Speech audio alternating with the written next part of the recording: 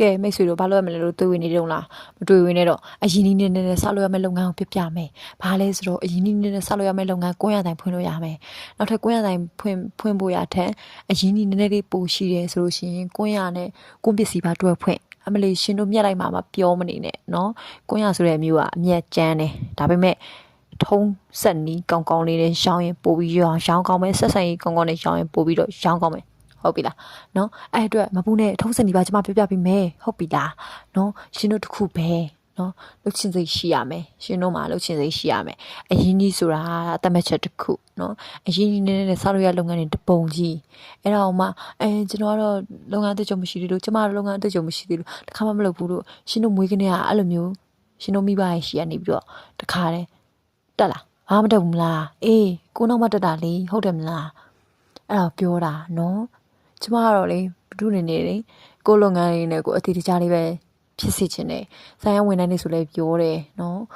ဆိုင်ရဝန်ထမ်းညီမလေးဆိုလို့ရှိရင်လေသူများရှိမှာပဲဝန်ထမ်းလုပ်ဖို့ရမယ်စဉ်းစားနေညီတို့ငါရှိမှာမဟုတ်တခြားရှိမှာလည်းဝန်ထမ်းလုပ်ဖို့မစဉ်းစားနဲ့ကိုပတ်စံဆိုကိုပိုင်လုပ်ငန်းလုပ်နေအောင်လုပ်ကိုလုပ်နေတဲ့လုပ်ကိုလှိတာဘလို့လှိတာဆိုတော့ကျမပြောတယ်နော်အားကြောင့်မို့ရှင်တို့လည်းကြည်နော်အရင်နည်းနည်းရှိရမလားအရင်နည်းနည်းရှိုံနဲ့ကွန်းရဆိုင်ဆိုတဲ့အမျိုးကဖွင့်လို့ရတယ်ဟုတ်ပြီလားနော်ကိုပိုင်စီးပွားရေးတစ်ခုစတင်လိုက်နော်ကိုပိုင်စီးပွားရေးတစ်ခုစတင်ပြီးတော့လှုပ်ကြည့်ပါအရင်ဆုံးကိုစီးပွားရေးကိုအရင်လှုပ်ကြည့်တယ်လှုပ်ကြည့်လို့အဆင်မပြေဘူးဆိုတဲ့အရှုံးမပေးနဲ့ဆက်လို့တိလားနော်ဟုတ်ဆိုလုပ်ငန်းဆိုတာကလှုပ်တာကြာလာလေတို့တက်သွားလိမ့်မယ်ဟုတ်ပြီလားစသချင်းတော့ဘူးမှမတက်ဘူးဘူးမှဈေးမြောင်းမတက်ဘူးဟုတ်တယ်မလားတက်မဲ့နောက်ချင်းရောင်းရင်လှုပ်ရင်နဲ့တက်သွားပဲလေဟုတ်တယ်မလားမသိရရှင်ကျမကိုမေးကျမအကုန်ပြပြတယ်သိလားအမြဲတမ်းစိတ်ရှိနေရှင်းပြပေးတယ်ဒါအခုအတန်တွင်းနေတဲ့အချိန်မှာတော့မှဒါပြောမှဆိုလို့ရှိရင်နည်းနည်းလေးတန်းအမှားတယ်ပေါ့နော်မေးကြည့် customer နဲ့ဖုန်းပြောတဲ့အချိန်မှာလုံးဝ